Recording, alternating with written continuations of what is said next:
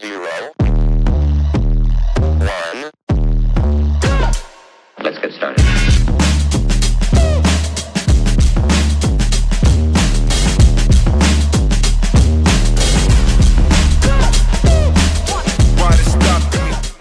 All right, welcome to episode 23 of Unforced Errors. Today is going to be a very heavy MLP episode. We're going to recap the draft, give some general rules if you're not familiar with MLP, as we weren't previously.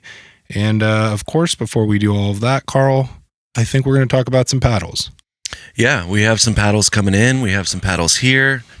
All exciting stuff. And we have some reviews also. We do have some reviews. I've been grinding some reviews. Yes, so we have the Pop and Pink review is out, the RPM Friction Pro is out, and the Vapor Power 2 is out. Which is my new main.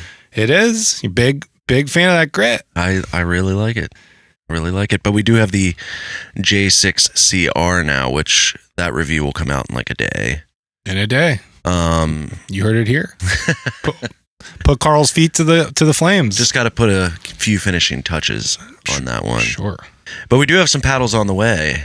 And we have one of them here. We have one here, like everybody else. The Maverix Havik 2. Yeah, Maverix Havik. So everybody calls it the Havik, but it is named Matt, the owner, is named after his daughter. So it is actually Havik. Havik. I'm going to still probably call it Havoc, not paying attention, but that's what I'm going to attempt to pronounce this correctly. Dude, that thing feels really good in the hand. I know. I'm very excited to hit this. Yeah, we have not hit it yet. Obviously a very unique shape. They've kind of cut down on the corners at the top here just to lower the swing weight. You only hit in the center anyway. Obviously, especially with elongated. It does have some of the characteristics. I don't know if you can see that, but at the top, specs with a JB on there for Justin Barton. Shout out Pickleball Etc. He helped build this. I know that it says 114 swing weight, but that's kind of on the high end. These are mostly coming in around 110. I say it feels a lot. It's light. It's very light. Yeah, which I like. It gives me J6CR vibes a little bit. Mm-hmm. That's the closest thing to it as far as shape and weight or swing weight goes. But yeah, I think we're gonna hit it today. We'll see how it feels, but looking forward to that. And yeah, the CR, I think average's swing weight was around 114, 115. I know that I think it was Pickleball Studio said 112. His was, so yeah. But lighter, elongated, and then gives you plenty of space for weight if you like it. If you don't, and I like. He actually. So in the box for the Havik, they send you an overgrip and they send you weights as well. Dang. So that's nice. That's cool. I did not put the overgrip on. I left it in there because I got to go with the Bodie overgrips here. That's just Team Bodie, dude. Just how we do it here. And I have about 40 of those at home, so I figured let's throw one on. We'll save with the Mavericks grip, we'll save that for another day. But yeah, really excited to hit that. And then one I'm excited for, Frank, is the Enhanced Turbo MPP version. And the reason I am excited is because a lot of people are comparing it to the Luz Inferno. And that was my guy. Long time main. Yeah. The Luz Inferno. Yeah, and I still love that paddle so much. And this Enhanced Turbo MPP, everyone's saying it's very, very similar, but it has such a lower price point. Significantly lower. I think the regular price now on the Luz is, what is it, $229 or $230? $230, I think, but that's before our code. Correct. But if you go from that, I think you're getting it. It's like somewhere around $205 after code, and you can get either Enhanced Turbo because they also have the EPP version. Yeah. So the MPP only coming in the elongated. The EPP has the wide body. It has a interesting hybrid shape that has an extra long handle, 6-inch handle, so a little bit smaller face, and then it also has the elongated. So those will be interesting as well. We might at some point get one of those as well, but we've kind of prioritized the MPP one just because it's more in line with what we like. Yeah, we want to compare it to the Inferno as well, just because the price difference is so drastic. So look out for that one. We're excited to get that. We should have that here soon. This week. And then the big boy, the RPM Q2. We went the elongated, even though Frank's a wide body king. I'm bothered. I don't need another elongated paddle in our repertoire, but I'll tolerate it.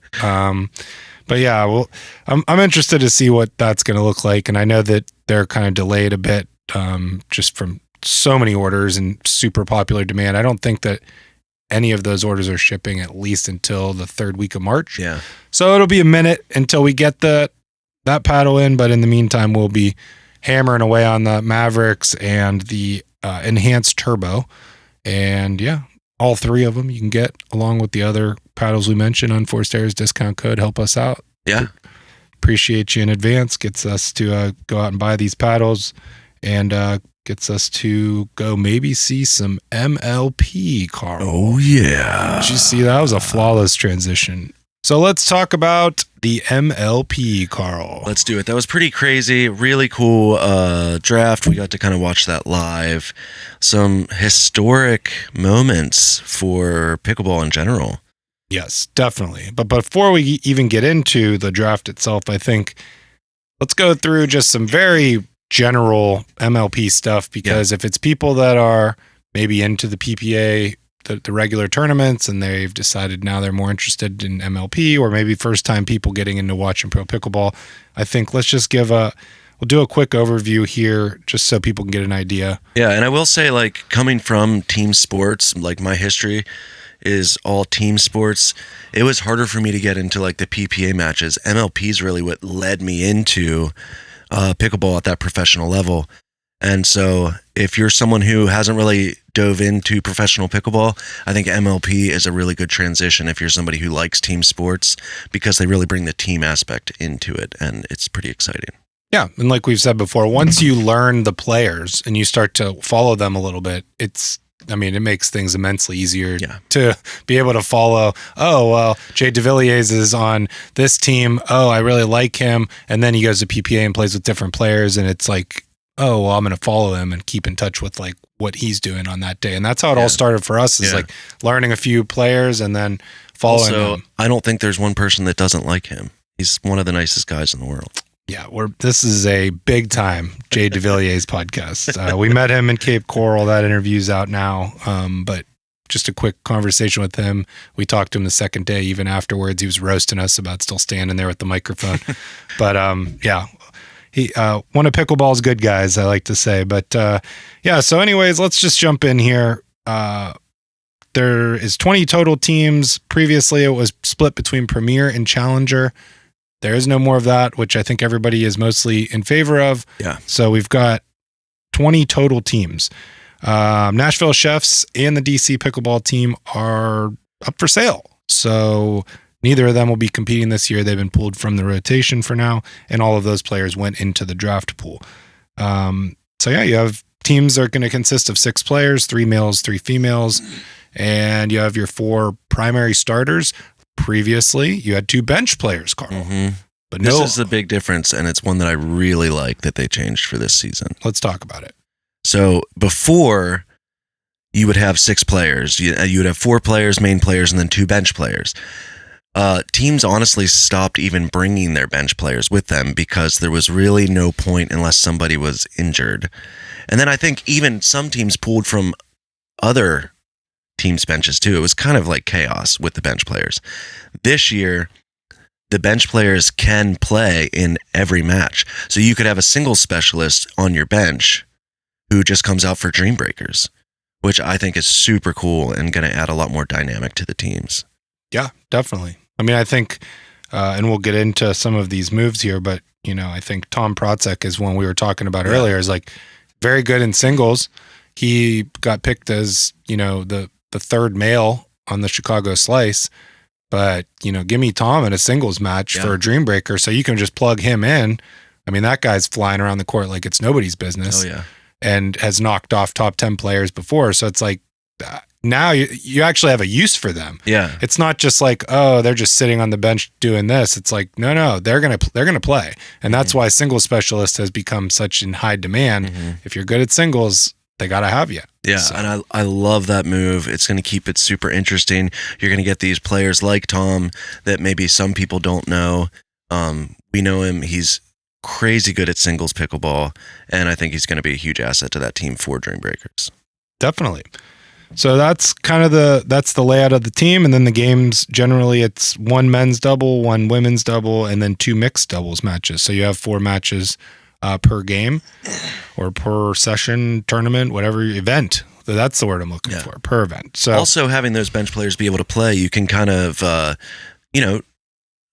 figure out, if people play better with each other, or if someone's having a good day or an off day, you can kind of switch and mix and match and kind of try to find the chemistry that might be there rather than relying on the same people every single match. Yeah, I mean, it definitely adds another layer of strategy to be able to change different things if something's not working. So I'm really excited for this. I know it's still feels like it's a little top heavy, but as far as the teams go with some of the best players, but we'll talk about that with this draft because it does seem a little heavy, and there's some issues with going with just money. The teams with the most funding will obviously be the favorites to win. Yeah, and then we had basically there's a drop rule, so essentially each team drops at least one player. Some teams drop their entire team. I believe the Hard Eights did that, so they just dropped the whole thing. But there's different parameters for how why you would be dropped, and essentially the keeper requirements is a player was originally drafted to that team in 2025, ended the season on the team roster, was not waived during the season, and is under UPA contract through 2026. And then also the player can be kept, 2 players can be kept for up to 3 years, and one player for up to 2 years. So it's all a little confusing, to be honest. Very. And if these rules change, don't come for us, because we're trying to read through all of this stuff, and it's like, I was trying to figure it out, like why they have to drop, why they how they have to, why they would choose to drop certain players and not other players and all this stuff, and it still doesn't fully make sense to me. I know it's kind of like part of it. You can only keep a player so long, and there's keeper requirements and all of that stuff, but it's still very confusing. Yeah. But it's also a new. MLP is newer, and it's not that old, and so they're still trying to kind of figure out how it functions best, and I think they're constantly making it better, and I like the changes they made for 2026, so hopefully they'll keep that rolling. Definitely. So as far as the draft goes, what you need to know is that the first 28 picks are to fill the first 4 roster spots, $10,000 minimum bid, and then there were 66 total players drafted, so picks 29 through 66 are used to fill the last 2 spots on your roster, and that's a $1,000 minimum bid. So, yes, and then outside of that, I guess the only other thing to discuss, some important dates. So today, actually, trade window number 2 opens. Mm-hmm. So I think that's going to be interesting to see, because you had your keeper deadline. You've already had one trade window that was at the end of January. And then you have the keeper deadline, which was on February 15th, and then the draft on the 27th, and today on March 2nd, the trade window opens. So I think very interesting to see what some of these teams do, especially the Dallas Flash. Yeah, that's what I'm looking at too, because they were nowhere to be found in the draft. Yeah.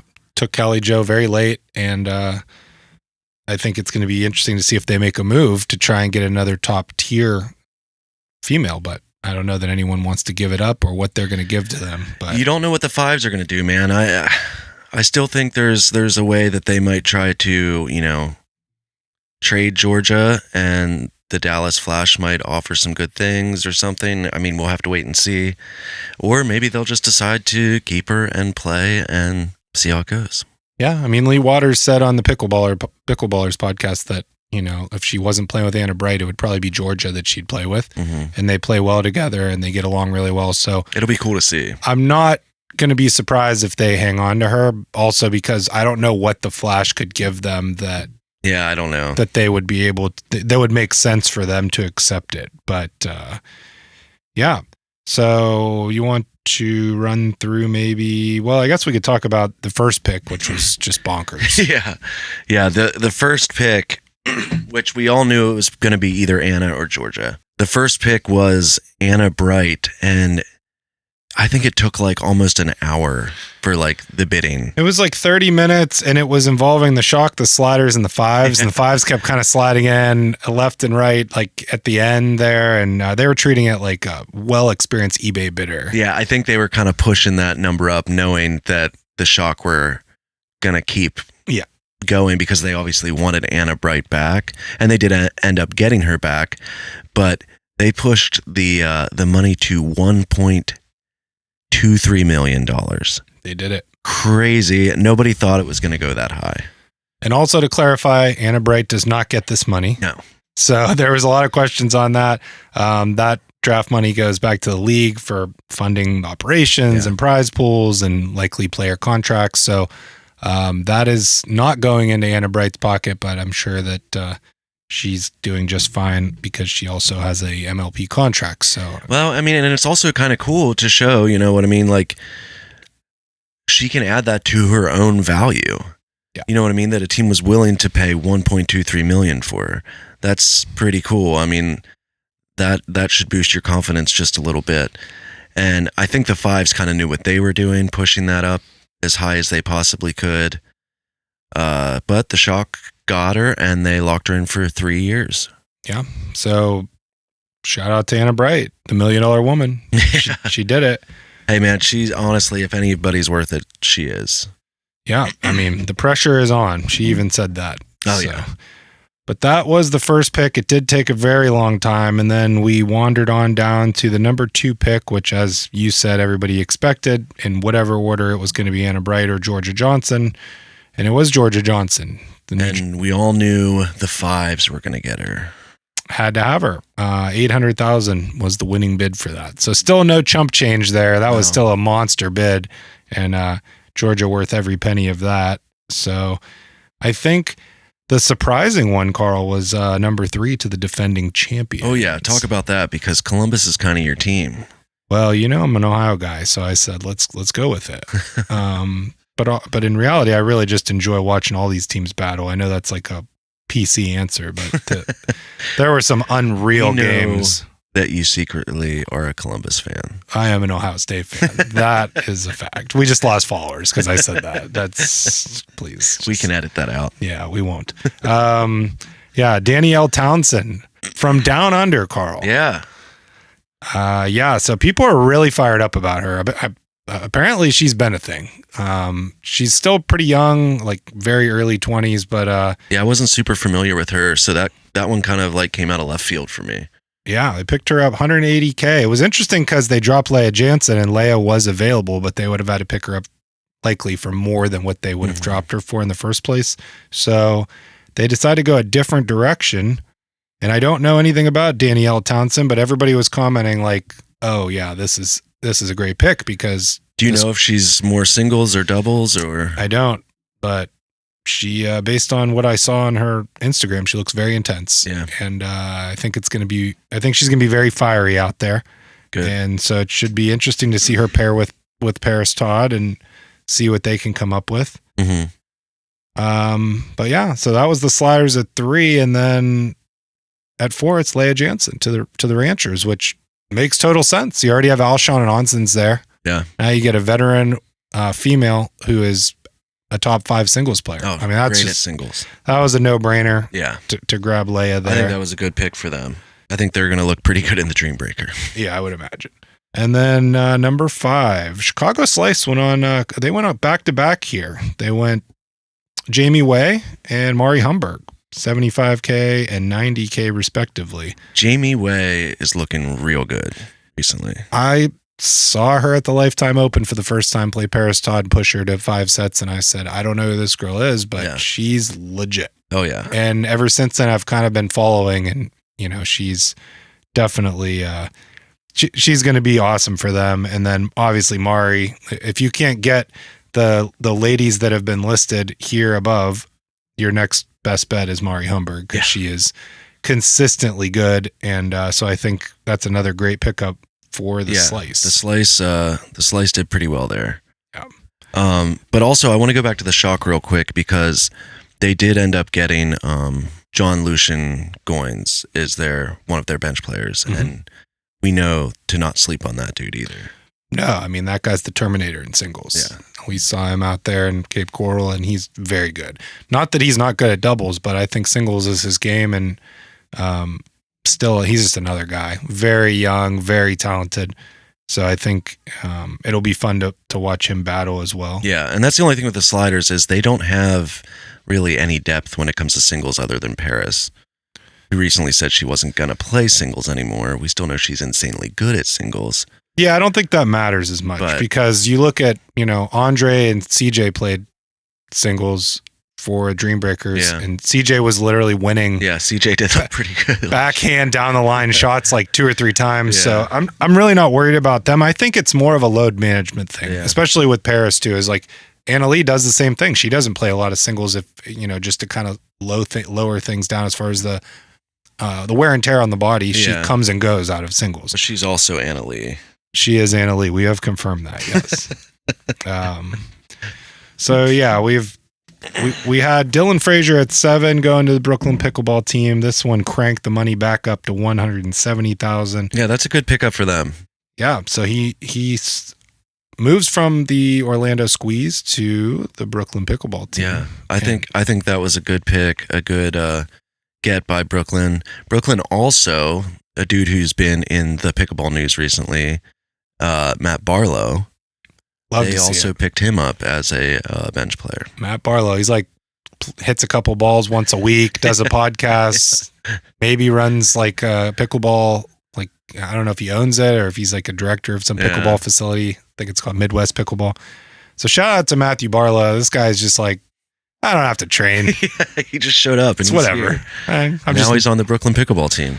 So yeah, I think it'll be interesting to see him because I have no clue what he does in doubles. I did actually, he paired with Anwar Braham in the, I believe in the Kitchen Open, and they did very well. They got second place, but that's, not that that's not high level talent, but this MLP is going to be the highest of the high. So that was that. And then we just went on an absolute run of people here. Oh, but we got the young guy.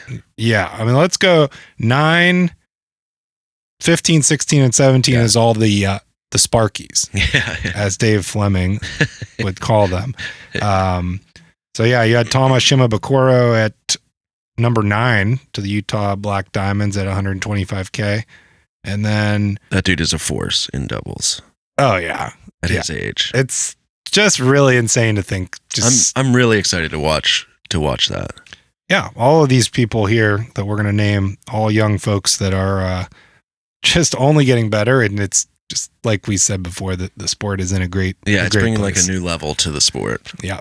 So we're going to just skip ahead here to 15, and it's Kiora Kunamoto to the California Black Bears for 45K, and then our guy Cam Chafin. Oh yeah. Cam going to the Phoenix Flames.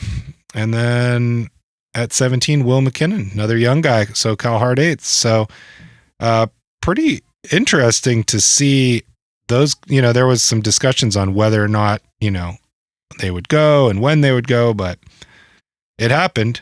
And it's going to be a lot of fun to watch. You even, if we jump back into the top 10 here, you even have Jonathan Trong, he's still a younger guy too. He went to the Phoenix Flames. So him and Cam will be pairing up, which should be a lot of fun to watch. Yeah. Yeah. And, some teams we didn't mention too, like the LA Mad Drops, they are still going to be one of the top teams. They kept Catherine Parento, Ben Johns, and they added Max Freeman. Yep. And they already had Jade Kawamoto. Yeah. So, yeah. And they have Gabe Joseph, who's a singles specialist. Mm-hmm. So, yeah, they're loaded as well. And Dallas Flash is still kind of going to be one that I'm going to look to see what they do if they try to do some trades, post-draft, and if they or if they just stick with what they have and see where they can get. Yeah.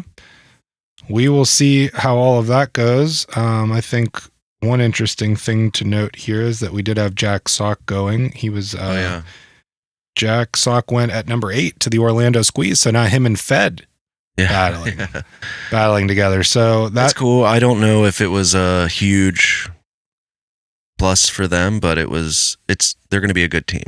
Yeah. I mean, If you drop Dylan Frazier, I think, he's your next best bet. Yeah. And that's exactly what they did. And Jack's getting better at doubles every day, and he's still a very good singles player. So few hit the ball harder than him.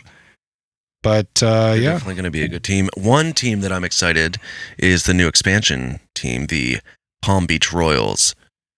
I think that'll be a fun team to watch. Well, that's the thing. We have Sophia Seving, and we don't know much about her because she's been on the APP tour, but all she does is win. Yeah. I mean, all she does is We've win. definitely heard the name.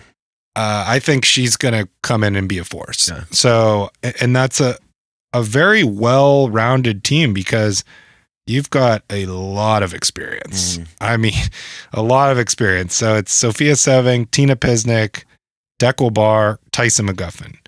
And then your additional players are Tammy Emmerich, ton of experience, and Grayson Golden, which, shout out to Grayson. He's healing up from the stroke, but hopefully he'll be back. And he says he will. He is another one very good in singles. Yeah. So hopefully he can get back and he can be back to where he was at.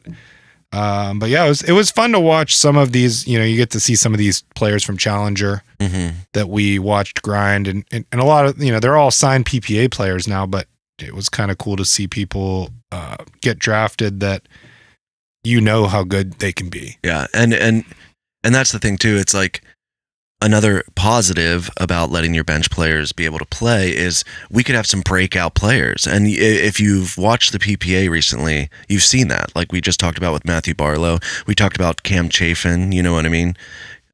Even Zane Ford, he was kind of a breakout player when he kind of rose to the top, and now you see him all the time.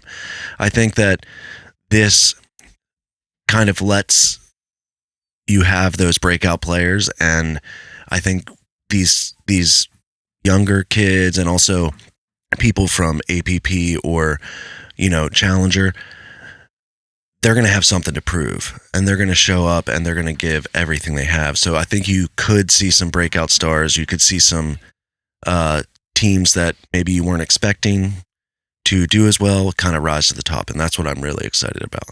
Definitely. And like you said, I mean, now the emphasis on singles is so interesting. And you look at a team like California Black Bears, who Kiora Kunamoto, top tier singles player. Chris Hayworth. Yeah.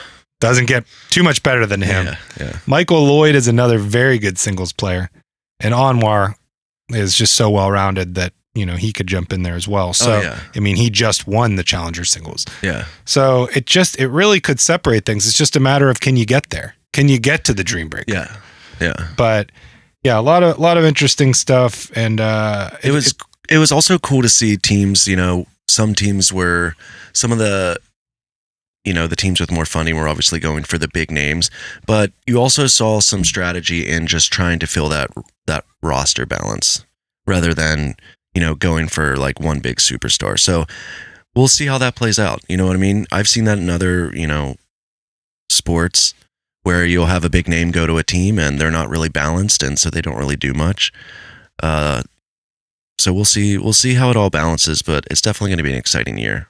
Yeah. I mean, Miami Pickleball Club is the definition of that, where it's like they just drafted a lot of people that folks may not know, including us. I mean, Alex Trong, obviously I know who she is. And Esty Wittershoven, I know who she is because of Challenger.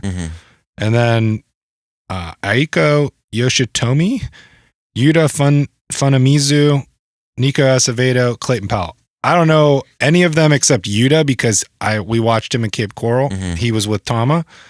I know he can play. Oh yeah. But to what level, I haven't seen enough of him. So I'm like really interested to see some of these teams because now we get to learn. We're just constantly learning players. Yeah. It feels like we've been doing this for so long, but we're coming up on a year of this podcast. And it took us a while to really jump into the pro scene. And now it's like every tournament we go, we learn more players, which is what makes Challengers so fun because you get to learn them and then see them come up. But yeah, I mean, the whole list is very good. And I think that, well, and the depth of good players is just growing rapidly because pickleball is growing rapidly still. So you'll see some players in Challenger, and then a month later they're signed on the PPA doing some big things or having some upsets or getting through to, beating some higher level players. It's super cool. I think there's a lot of good stuff happening just in pickleball in general right now with that. Yeah. And MLP is going to highlight that too. Yeah. So I think that's that. I mean, season does not start until May 22nd. So they've got some time. They can kind of get, sort out who's doing what and who's going to pair with what and what strategy they're going to go with. But the first one, MLP Dallas, because Texas always has it. Oh yeah, they're always holding it down. So you can expect the flash mode to be in full effect at the Pickler universe there. But that's not till May, so we'll have plenty of time to discuss that, and we'll have a chance to see how long or what moves are made in the meantime with that trade window. Yeah. So I think that's it. I think we just wanted to get on here and just run through some MLP stuff. If you're new to it, welcome. We're still learning. If we said something silly that doesn't make sense, just comment, let us know. Yeah. That's the only way we can learn. Just torch us in the comments. Yeah, I mean, we could take it. Also, if you hear some like hammering and sawing and stuff, we're building on a whole pickleball court over here to the studio. Yeah. So it's like if that was true. Actually, they're building a fence outside. Yeah. But that doesn't stop us. Okay. The show goes on, and if you have to hear pounding, then we're sorry. Eventually, we will have a pickleball court attached, but not right now. Yeah. The funding isn't quite there yet. Yeah. Once the sponsors come through. Yeah, definitely. But right now, we're going to go hit this. Yes. Because I'm really excited, and we'll let you know how that goes. Love that. Well, that is it, Carl. That's episode 23 of Unforced Errors with Frank and Carl. Appreciate you stopping by. You can follow us everywhere at Unforced Errors PB, and we will catch you on the next one. See you later. See ya.